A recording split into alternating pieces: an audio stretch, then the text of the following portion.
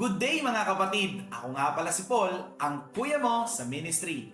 At para sa ating verse for today ay Romans 8:28.